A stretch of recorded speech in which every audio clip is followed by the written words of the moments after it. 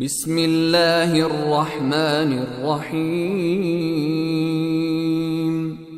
قل أوحي إلي أنه استمع نفر من الجن فقالوا إنا سمعنا قرآنا عجبا يهدي إلى الرشد فآمنا به ولن نشرك بربنا أحدا وأنه تعالى جد ربنا ما اتخذ صاحبة ولا ولدا وأنه كان يقول سفيهنا على الله شططا وأنا ظننا أن لن تقول الإنس والجن على الله كذبا وأنه كان رجال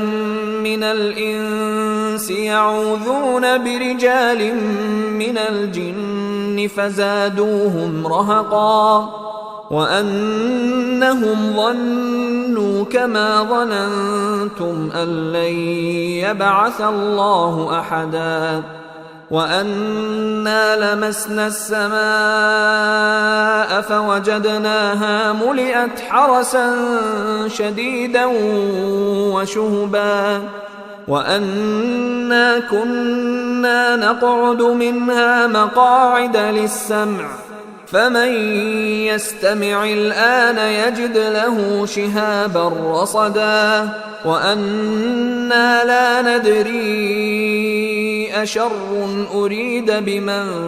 في الأرض أم أراد بهم ربهم رشدا وأنا منا الصالحون ومنا دون ذلك كنا طرائق قددا وأنا ظننا أن لن نعجز الله في الأرض ولن نعجزه هربا وأنا لما سمعنا الهدى آمنا به فمن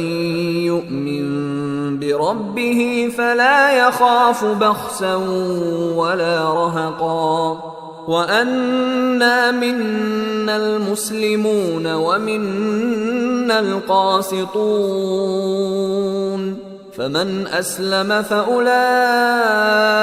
تحروا رشدا وأما القاسطون فكانوا لجهنم حطبا وأن لو استقاموا على الطريقة لأسقيناهم ماء غدقا لنفتنهم فيه ومن يعرض عن ذكر ربه يسلكه عذابا صعدا وأن المساجد لله فلا تدعوا مع الله أحدا وأنه لما قام عبد الله يدعوه كادوا يكونون عليه لبدا قل إنما أدعو ربي ولا أشرك به أحدا قل إني لا أملك لكم ضرا ولا رشدا قل إني لن يجيرني من الله أحد ولن أجد من دونه ملتحدا إلا بلاغا من الله ورسالاته ومن يعص الله ورسوله فإن له نار جهنم خالدين فيها أبدا حتى إذا رأوا ما يوعدون فسيعلمون من أضعف ناصرا وأقل عددا قل إن أدري أقريب ما توعدون أم يجعل له ربي أمدا عالم الغيب فلا يظهر على غيبه أحدا إلا من ارتضى من رسول فإنه يسلك من بين يديه ومن خلفه رصدا ليعلم أن قد أبلغوا رسالات ربهم وأحاط بما لديهم وأحصى كل شيء عددا.